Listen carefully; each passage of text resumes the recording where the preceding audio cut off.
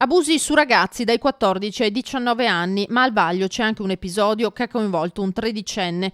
Denunciato per violenza sessuale aggravata un operaio quarantenne dell'Alta Padovana, accompagnatore di una società di calcio della Castellana già salita alle cronache nel 2011 per un caso analogo, quello del massaggiatore ottantenne che, approfittando dei ritiri precampionato nel Feltrino, aveva abusato di 3 baby calciatori, venendo condannato poi a 7 anni.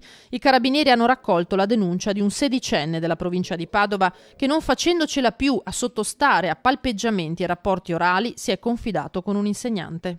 È stata una sinergia tra la scuola e l'Arma dei Carabinieri, in quanto un giovane non si è neanche aperto con la famiglia, ma ha ritenuto di aprirsi con i propri insegnanti, e i propri insegnanti sono quelli che poi si sono rivolti all'Arma dei Carabinieri per dare un po' la schiusa di questo fenomeno che si stava verificando. Factotum della società, gli capitava spesso di rimanere solo coi ragazzi. In un caso ha approfittato di uno di loro a casa del minorenne mentre i genitori si trovavano in un'altra stanza. Nella sua abitazione i carabinieri hanno sequestrato DVD e videocassette di film pornografici. Alcuni li aveva regalati ai ragazzi, con cui si scambiava video e foto.